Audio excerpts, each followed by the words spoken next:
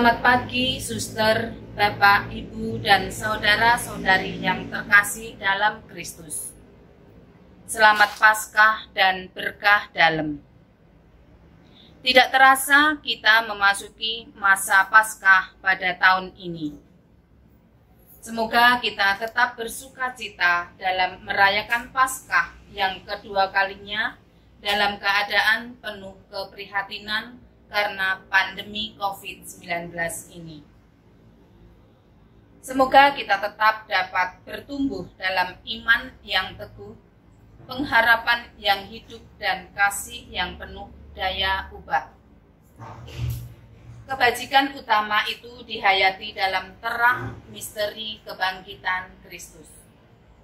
Kita wujudkan dalam terang kebangkitan yang menerangi pikiran, sikap, dan pilihan kita untuk mengikuti Yesus. Keterbukaan untuk percaya akan wahyu diri Allah dalam Yesus berarti membuka hati bagi firman Tuhan. Harapan dianugerahkan kepada kita sebagai kekuatan batin dan kita tumbuhkan dalam diri kita melalui doa dan keheningan. Kebangkitan Kristus dari alam maut kiranya senantiasa memberikan harapan bagi kita. Kasih adalah ungkapan iman dan harapan dalam wujud paling luhur. Kita keluar dari diri sendiri untuk terarah kepada sesama dan membangun persekutuan. Kasih memberi arti bagi hidup kita. Itulah yang diajarkan dalam kitab suci, tetapi juga yang kita alami dalam hidup kita sehari-hari. Ketika kita mengulurkan tangan untuk berbuat kasih, terjadi sukacita. Kita menjadi saudari dan saudara satu sama lain, terutama bagi mereka yang kecil, lemah, tersingkir, dan difabel. Akhirnya, sekali lagi selamat Paskah untuk kita semua. Tuhan memberkati.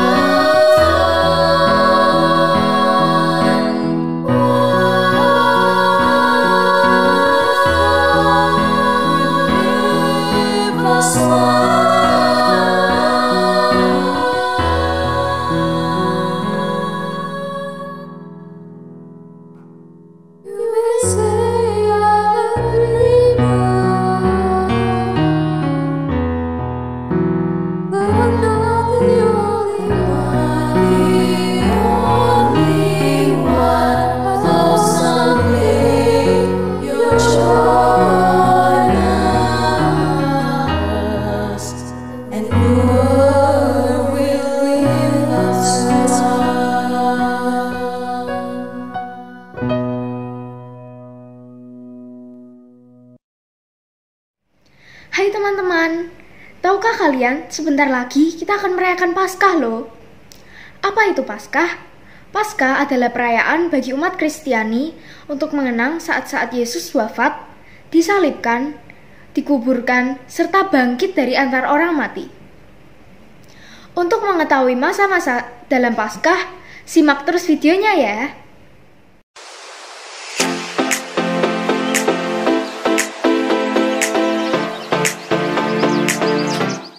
Umat Katolik mengawali masa Prapaskah dengan menaruh abu di dahi. Abu tersebut berasal dari daun palma yang dibakar loh. Tapi kenapa harus abu ya? Tentu karena kita berasal dari abu dan akan kembali menjadi abu. Abu juga menjadi tanda ketidakberhargaan manusia, namun kita sangat dikasihi oleh Allah. Abu juga menjadi tanda kerapuhan manusia yang mudah jatuh dalam dosa. Abu juga menjadi simbol pertobatan. Tapi kenapa harus di dahi? Tentu karena dahi adalah tempat terdekat dengan pikiran dan akal budi manusia. Itu artinya, Rabu Abu adalah tanda pertobatan manusia yang berasal dari hati, pikiran dan akal budi, serta ketidaksempurnaan manusia dalam menjalani hidup, kerapuhan manusia dalam jatuh dalam dosa, serta ketidakbisaan kita hidup tanpa Allah.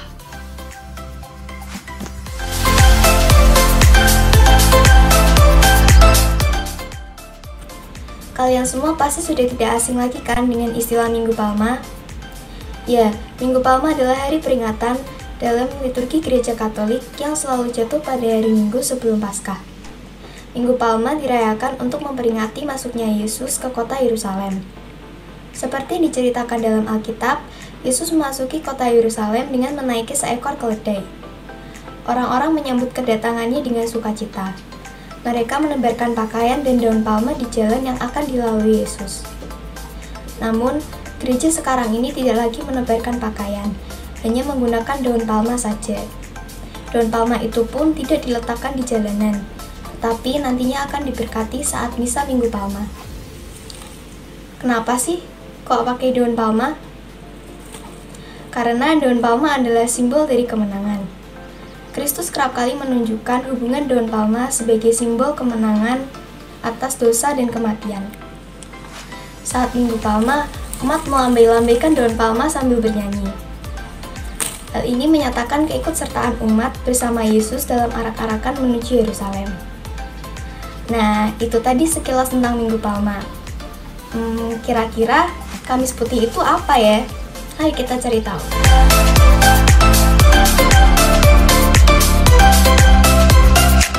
Tadi, kalian sudah mendengarkan asal mula Rabu Abu dan Minggu Palma. Tapi, tahukah kalian tentang Kamis Putih? Kamis Putih merupakan perayaan untuk mengenangkan perjamuan malam terakhir Yesus dengan ke-12 muridnya. Dalam perayaan Ekaristi Misa Kamis Putih ini, ada saat pembasuhan kaki ke-12 Rasul untuk melambangkan semangat saling melayani yang diajarkan Yesus kepada para muridnya. Setelah mengadakan perjamuan malam terakhir, Yesus pergi ke Taman Getsemani ditemani oleh 3 rasulnya, Rasul Petrus, Yohanes, dan Yakobus. Mereka ia minta untuk tetap berjaga-jaga di sana dan berdoa. Setelah itu Yesus berdoa kepada Allah Bapa. Ia berdoa, "Ya Bapakku, jikalau sekiranya mungkin, biarlah cawan ini lalu daripadaku. Tetapi janganlah seperti yang ku kehendaki, melainkan seperti yang Engkau kehendaki." Setelah berdoa, ia menghampiri para muridnya yang ternyata sudah tertidur lelap. Dalam Ekaristi Kamis Putih, kejadian berjaga-jaga ini digambarkan dengan tuguren, di mana umat, romo, beserta misioner duduk berdoa dan berjaga-jaga bersama hingga larut malam. Setelah Kamis Putih ini, ada peristiwa Jumat Agung yang akan kalian simak setelah ini.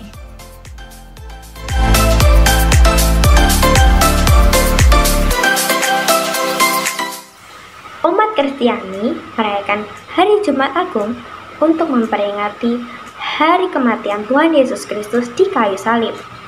Nah lalu, bagaimana kisah Yesus tersebut terjadi?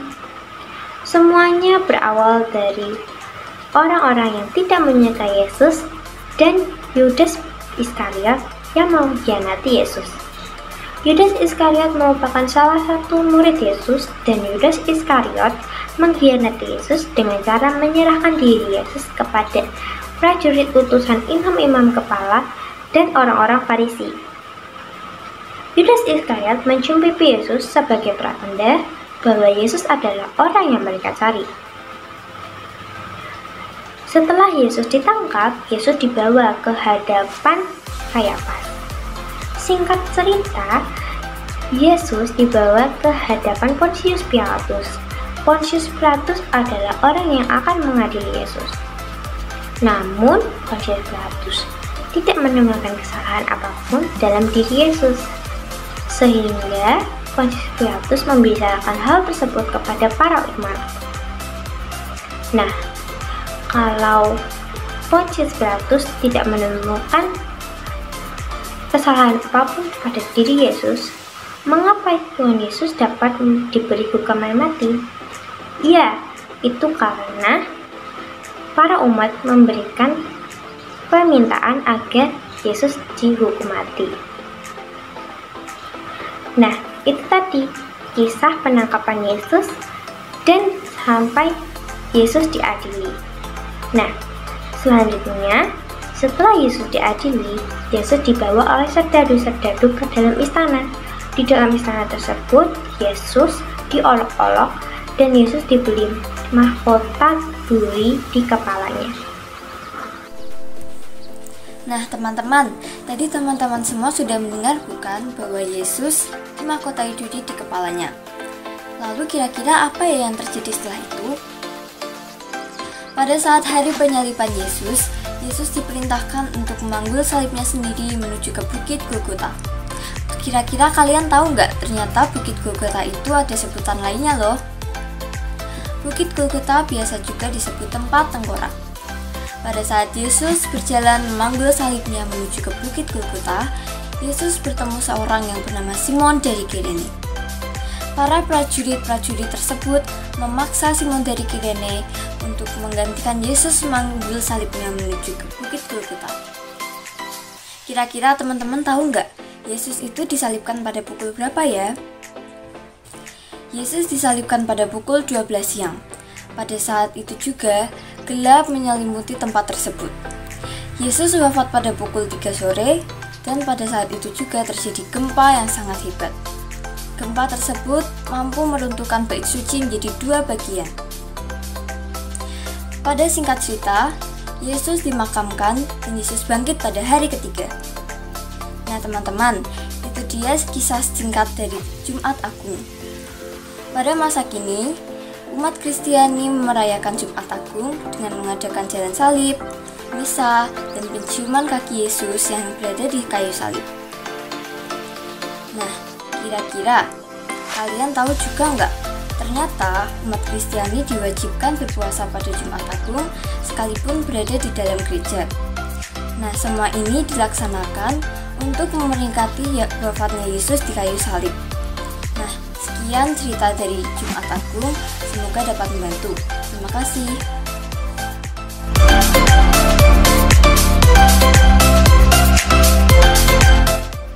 Sebagai umat Kristiani, kita diajarkan untuk mengenang masa-masa menyedihkan pada Jumat Agung, serta menunggu kemenangan pada Minggu Paskah di mana Yesus bangkit dari antara orang-orang mati. Tetapi terkadang sangat sulit untuk kita untuk menunggu perubahan pada kedua hari besar tersebut. Meskipun demikian, makna dari Sabtu Vigili jarang diajarkan dalam kebaktian-kebaktian Minggu Suci, pendalaman Alkitab Katolik, serta sekolah-sekolah minggu. Sebetulnya, makna dari Sabtu Vigili tetap harus diajarkan, karena Sabtu Vigili memiliki makna yang sangat dalam. Lantas, apa itu Sabtu Vigili? Sebaliknya pada Sabtu Vigili, sepertinya tidak ada apapun yang terjadi kepada Yesus. Sabtu Vigili mewakili waktu yang kita gunakan untuk memindahkan kesedihan pada Jumat Agung menjadi kebahagiaan pada Minggu Paskah. Teman-teman, setelah kita memahami tentang Jumat Agung, kita akan beralih untuk memahami apa itu Paskah. Pasti banyak nih dari kalian yang bertanya-tanya, apa sih Paskah itu? Oke, kita bahas sekarang ya. Banyak yang berkata kalau Paskah itu adalah kebangkitan Tuhan Yesus. Ya, benar sekali. Paskah adalah kebangkitan Tuhan Yesus setelah Tuhan Yesus mati disalibkan untuk menebus dosa kita. Pada hari ketiga, Tuhan Yesus akan bangkit dan hari itu biasa kita sebut dengan Paskah. Pernah nggak sih kalian berpikir kalau Tuhan Yesus tidak dibangkitkan, maka apa yang akan terjadi kepada kita manusia ini? Oke, kita bahas lagi yuk. Dalam 1 Korintus bab 15 ayat 17 tertulis, "Dan jika Kristus tidak dibangkitkan, maka sia-sialah kepercayaan kamu dan kamu masih hidup dalam dosamu." Jadi, jika Kristus tidak dibangkitkan, maka kepercayaan kita selama ini akan menjadi sia-sia dan kita masih hidup dalam dosa. Jadi, menurut aku, Paskah adalah kebangkitan Tuhan Yesus untuk menebus dosa kita. Gimana nih? Menurut kalian, Paskah itu apa sih?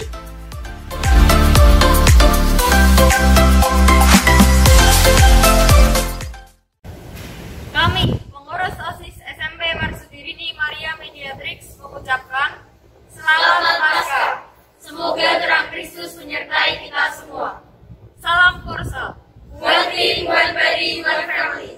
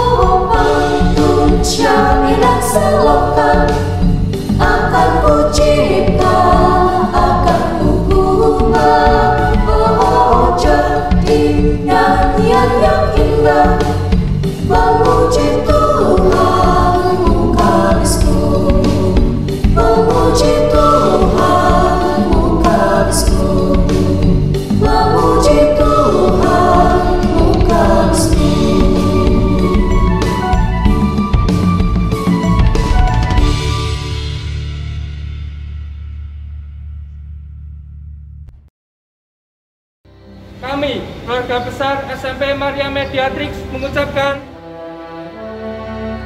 selamat